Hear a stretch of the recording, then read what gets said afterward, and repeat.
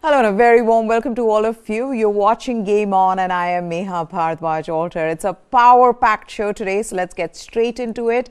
And we begin with the National Sports Awards. India's finest athletes were conferred with National Sports Awards by the President, Draupadi Murmu, in a grand ceremony at the Rashtrapati Bhavan.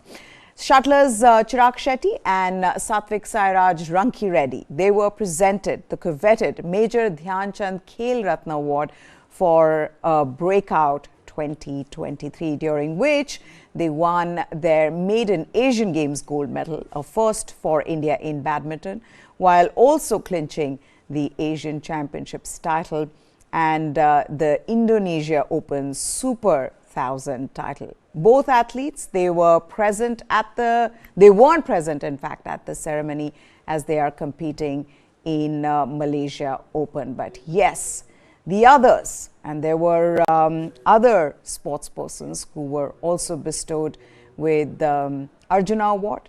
There you take a look at visuals of the duo. This has been a fantastic season for them. Last year, 2023, was absolutely brilliant. It was a year of many firsts for this badminton duo, and rightfully they were given India's highest sporting honor, the Rajiv Gandhi the Major Dhyan Chand Khel Ratna Award.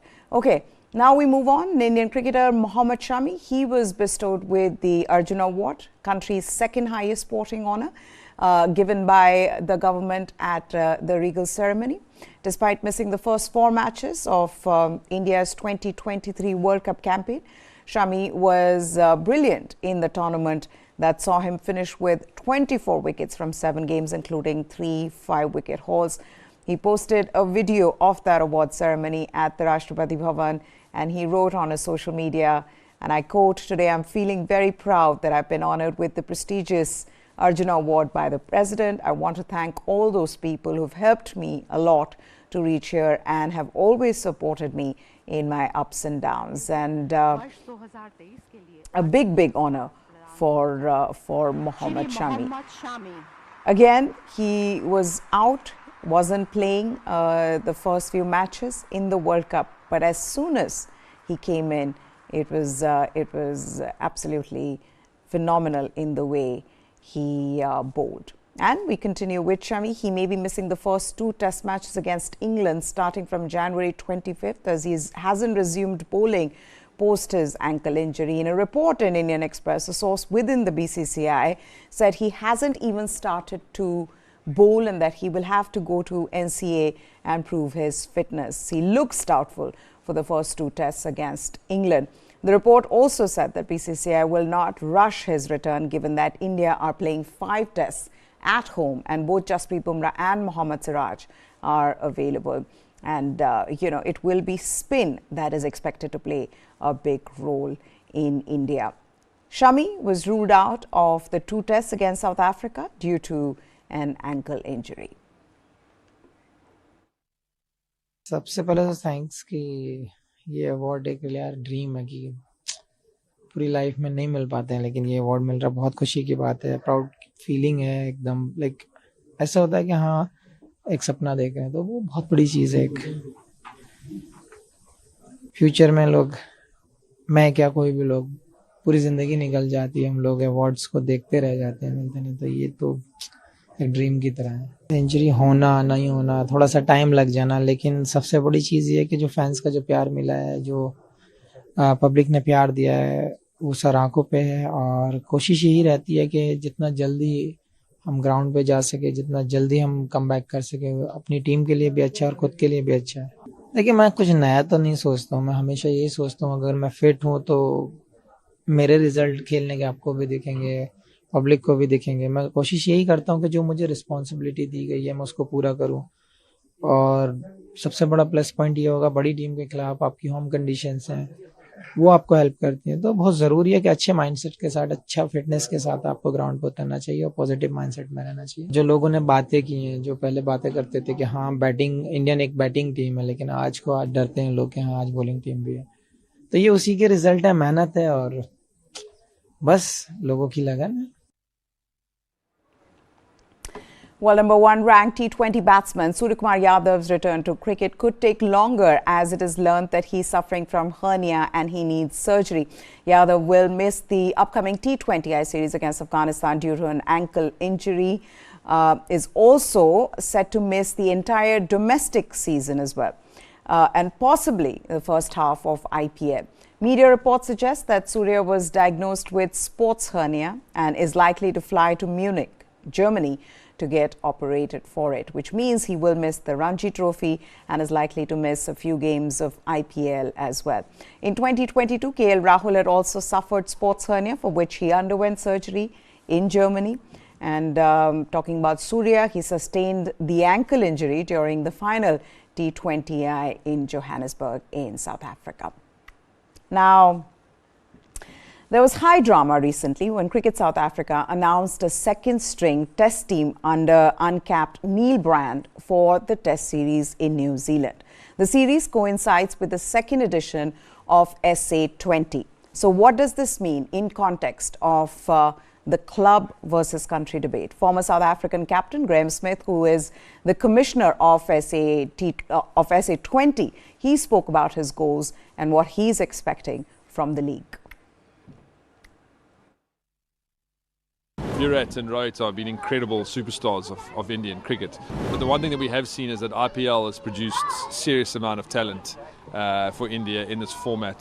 Test cricket is something we all want to protect, but it's never going to be a game that's going to be more than a 6, 7, 8 nation format. T20 cricket is the growth into the future. Cricket really has the opportunity to challenge football in terms of a global sport. So now I'm excited, always I guess nervous this time of the year as we build to start. So much work goes into it, and I'm excited for a number of reasons. One, from a cricketing perspective, I think our 6 teams are looking extremely strong.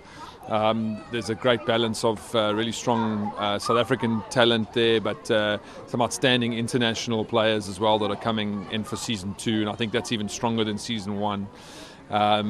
As sort of league commissioner, and I look across the 6 teams, they look equally competitive. So it's all set up well for hopefully a lot of exciting contests, a lot of great storylines.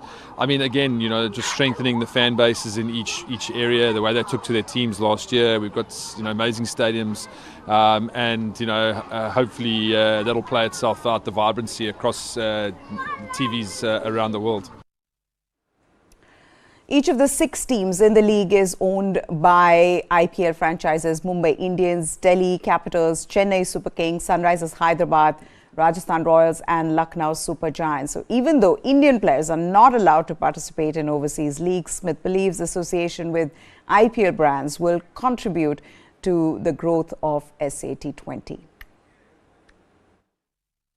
Is absolutely an association, as the strength of the IPL brands that have been built up over the last 15, 16 years. Not only the association, but we know that South Africa and India have always had a close relationship from a cricketing perspective. The fans in India have always been terrific to the South African team, and know the players well. And I think over the 15, 16 years, not only nationally but during the IPL, there's been a lot of South African talent that's now playing in SA20. So yeah, we hope that the Sunrisers and the MIs and the JSKs or the Super Kings, all the fans from around the world will tune in and watch SA20. And you rightly say that association. I think the other thing is these franchises are incredible. With what the strength that they bring across the board to us. Top coaching, top medical, top fitness that comes in can only benefit South African cricket. But what about the local South African players? Will it help them? Listen to what Smith had to say. Well, it's a huge platform for the players now, to go out and put performances in. And, it's a world format that's happening now between the Caribbean and US, and this World Cup is a big one. So I think all players have a platform now to stake a claim with big performances in SA20. It's the last kind of showcase for the local player group to put their hand up for selection for that World Cup. Now, South Africa and World Cups have a heartbreaking history where they have been tagged as chokers in the past. Smith believes the league will offer crucial exposure to the South African cricketers ahead of the T20 World Cup in the West Indies and the United States. It's you can't get away from it. I mean, South Africa's had a lot of talented teams and lost a lot of semi-finals, I guess. I think there was a lot more positives in this ODI World Cup than people were expecting. I mean, obviously a disappointing semi-final. But I hope that, one of the storylines that came out last year was a lot of our domestic players hadn't played in front of big crowds, hadn't been exposed to international broadcast. So I'm hoping that SA20 in many ways will expose players to a level of pressure, the top international talent. It will lift the game in South Africa and keep our players strong and expose them to a tournament at this level where they're consistently being put under pressure, that when those crunch moments come, in a World Cup semi-final, hopefully in the next T20 World Cup, that they'll have so much experience and have been there and done that before, that they'll just go out and play their best game. So we hope that we can really benefit South African cricket through the platform that SA20 is creating for our players. Now all eyes will be on the T20 World Cup later this year. So what does Graham Smith think about the return of Rohit Sharma and Virat Kohli for the 3-match home series against Afghanistan? Listen in. Yeah, I mean, I guess it's balancing workloads and introducing new players at various times, giving the opportunity to blood new players with the amount of cricket that India does play. Virat and Rohit have been incredible superstars of Indian cricket. But the one thing that we have seen is that IPL has produced serious amount of talent for India in this format. And I guess the selection panel and the coaches will have to figure out, what type of style they want, what is the squad that they want to take to India to play on those type of pitches. The US is a little bit unknown, the Caribbean we have a little bit more knowledge. But they'll have to see how they compile that squad, and also balancing some experience with youth, also how they go about that. With new T20 leagues cropping up every year and the shortest format getting more eyeballs, can Test cricket survive in this modern age? Here is Graham Smith's take. I guess for me, this, Test cricket is something we all want to protect, but it's never going to be a game that's going to be more than a 6, 7, 8 nation, format. And I think the ICC can protect that format and keep that traditional element of our game strong. But I think T20 cricket is the growth into the future. It's growth into new markets. It's as you say, you've mentioned LA 28. T20 cricket's going to be there. The Major League Cricket has started. So there is a big push to, with the World Cup around the corner, to attract new nations to the game, to grow into other formats. So, yeah, it's exciting to see. We obviously want to see cricket grow. We want to see cricket strong. I think cricket really has the opportunity to challenge football in terms of a global sport. So, I'm excited to see how that all goes. With that, we're going to slip into a short break. On the other side, a lot more sports news, so stay with us.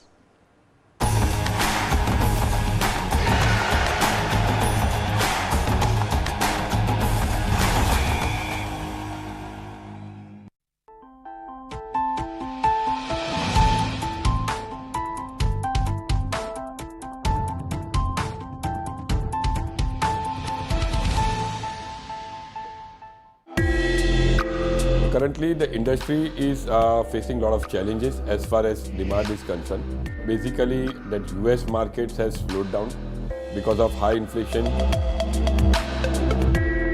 So obviously, diamonds being a dream product, something which doesn't have a utility value or is seen as a luxury.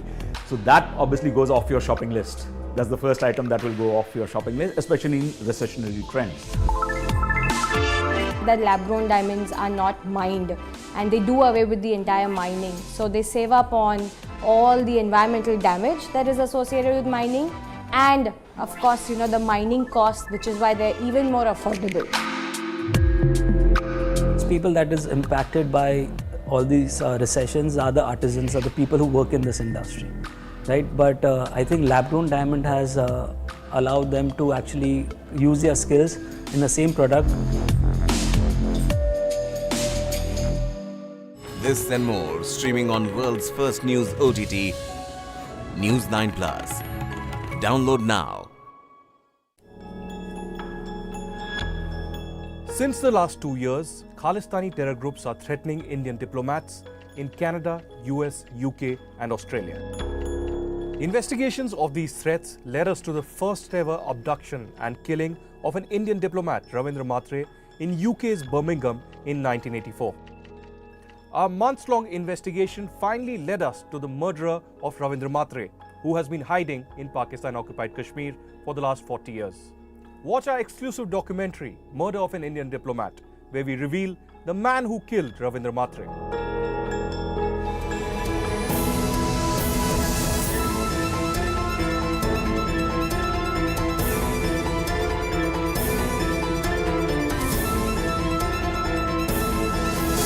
Stop searching, start streaming. Download the world's first news OTT, News 9 Plus, ahead of the curve.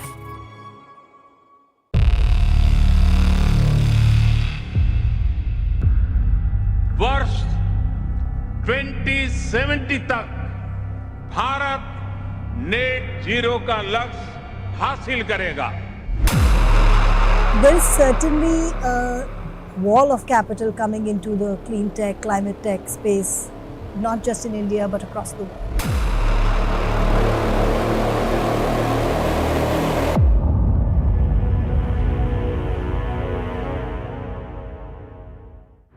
This and more, streaming on world's first news OTT, News 9 Plus. Download now.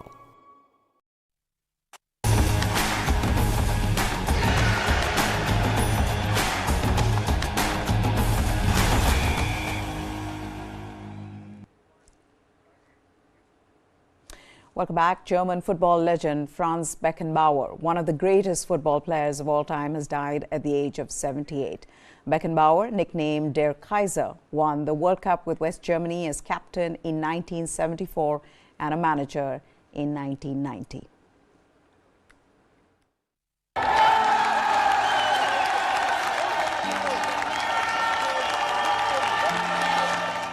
Franz Beckenbauer, a legendary German football figure, is no more. Beckenbauer was a classy, dominant presence on the pitch for West Germany and Bayern Munich in the 1960s and 70s and helped modernize the game of soccer.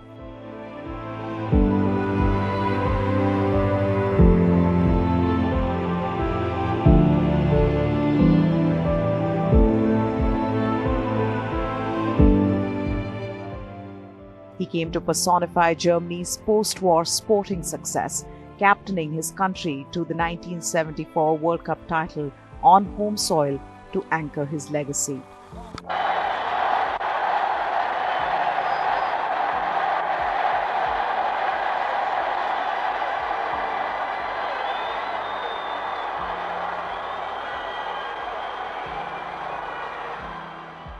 He collected widely regarded as one of the greatest soccer players of all time, and by many as the best European. As a player, he invented and defined the modern libero role. Always calm under pressure and a skillful marshal of his defense, Beckenbauer could read the game so astutely he knew exactly the right moment to surge upfield. The unhurried sweeper never seemed to break sweat as he sprayed perfect long raking passes to his strikers.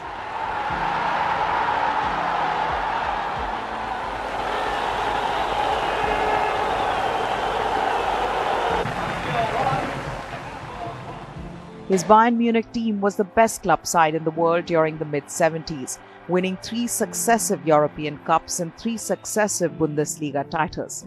And Beckenbauer himself was twice named European Footballer of the Year.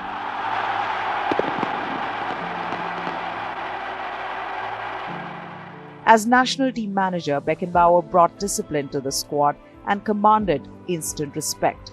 Less than 2 years after taking over, he guided West Germany to the 1986 World Cup final in Mexico, where they lost 3-2 to Diego Maradona's Argentina. However, they won the title 4 years later in a rematch against the Argentines to give Beckenbauer a rare World Cup double as a player and then coach and enhance his legacy. Nicknamed the Kaiser, meaning the Emperor, he was one of 3 men in the history of the game to have won the World Cup as a player and as a coach, and his death comes 3 days after the one who did it first, Brazil's Mario Zagallo.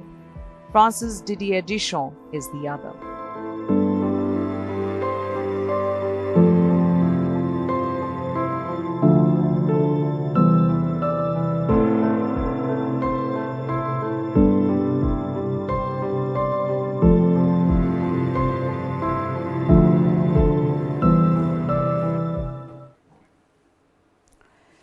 Moving on, Tiger Woods and sportswear giant Nike have ended their long-term partnership after more than 27 years. The 15-time major golf champion has used the brand's products and equipment since he turned professional in 1996. Then, the 20-year-old Tiger had inked a 5-year deal worth $40 million American dollars with Nike. It was last renewed for 10 years in 2013 for a reported $2,000 million US dollars. The deal became one of the most lucrative partnerships in sports history as Woods dominated the world of golf for more than a decade to put him second on the list of men's major champions, 3 behind leader Jack Nicklaus.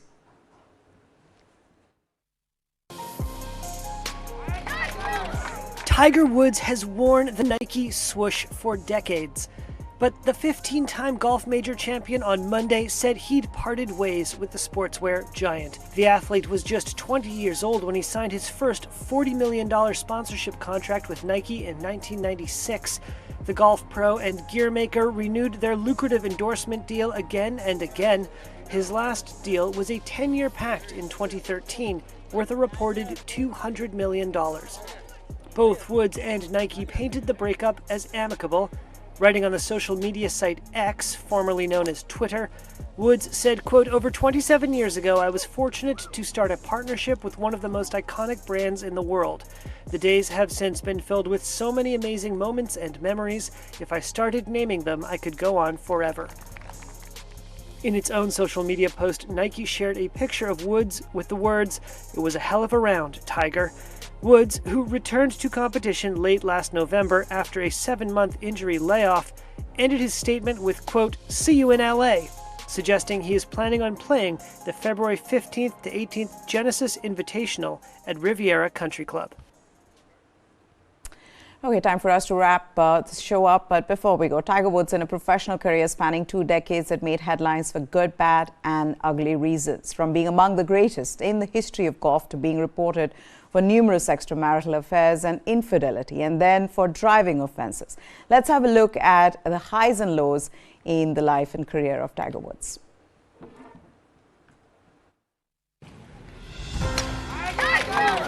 The 48-year-old Tiger Woods is to golf what Pele and Diego Maradona had been to football, or Sir John Bradman to cricket. The American golf icon has absolutely dominated professional golf between 1990s and the first decade of the 21st century. He became the first player of the African American or Asian descent in 1991 to win the Masters tournament. He won the title on 4 more occasions. Born to an African American father and a Thai mother, he started playing golf at a very young age. In 1991, he became the youngest winner of the US Junior Amateur Championship at the age of 15. Woods has been able to generate club speed to routinely hit drives of more than 300 yards. In 2000, Woods became the 5th player in golf history and the youngest to complete the career Grand Slam of the 4 major championships. In 2005, Woods won the Masters and the British Open to end the title drought for 10 tournaments. Woods, in the illustrious golfing career, also had his share of troubles on and off the greens.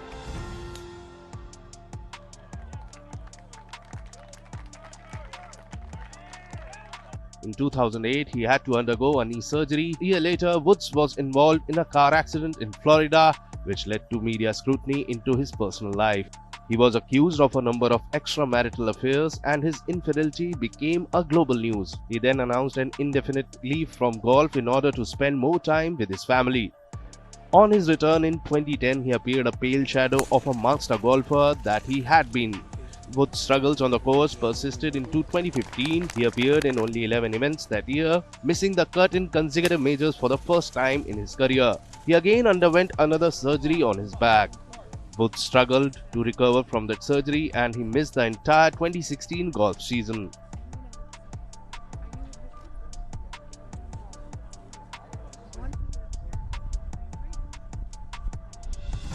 Woods' personal life again came to the forefront in May 2017 when he was arrested on suspicion of driving under the influence of a combination of sleep and pain medications. In April 2019, Woods stunned the golfing world by winning the Masters for the first time in 14 years, which was a record for the longest span between 2 Masters titles. 2 years back, he underwent his 5th back surgery in 2021. Another car crash required his right leg to be surgically rebuilt. However, he was back on the tour in April 2022. Injuries hampered his game. He had to opt out of the PGA Championship and failed to make the cut at the 2022 British Open. Last year, he made the cut at the Masters, but only to opt out in the third round due to an injury.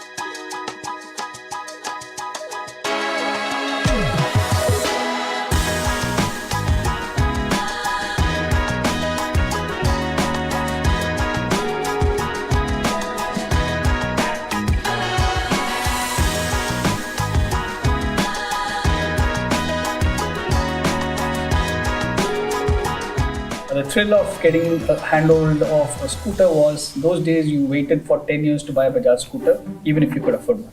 So it was a big mighty thrill.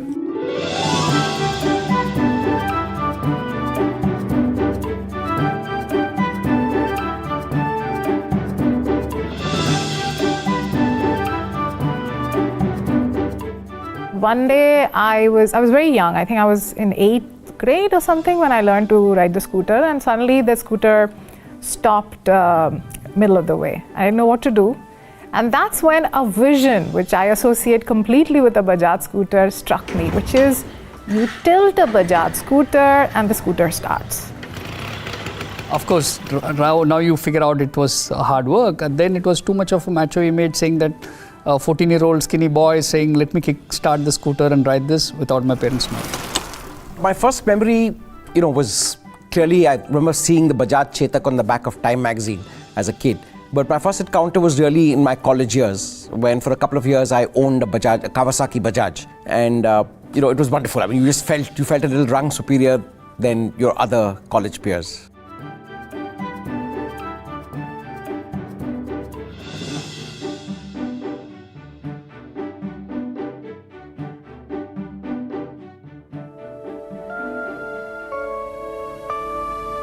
ये ज़मीं ये आसमां, हाँ ये ज़मीं ये आसमां, हमारा कल हमारा आज, हमारा कल हमारा आज, बुलंद भारत की बुलंद तस्वीर, हमारा Bajaj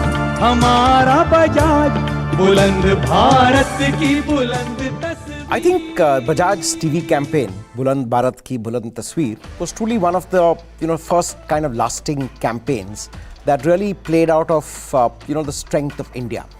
And just as well, because Bajaj as a brand had a great nationalistic feel. We all know of Jamnalal Bajaj, the fact that Bajaj were kind of involved with the Indian freedom movement in a manner of speaking. So I think the brand had the right to actually do a commercial that talked about what was then the new India. I think that worked well. And two is the advertising was more than just a statement for two-wheelers. It was actually a larger comment of that India in that period. India coming out of, shall we say, a slightly more older, deprived past.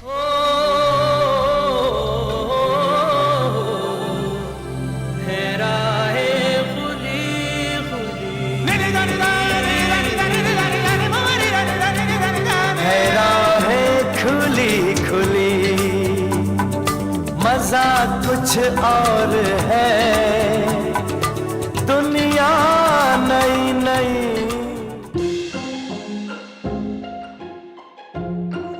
The Bajaj family truly was representative of the classic old Indian businesses established well before independence and clearly won. And then over time, I think we saw the first kind of level of split when, let's say, Bajaj Electricals, Ramakrishna Bajaj's part of the family, moved away from the rest. So Bajaj Electricals became a separate entity, which is today run by Shekhar Bajaj.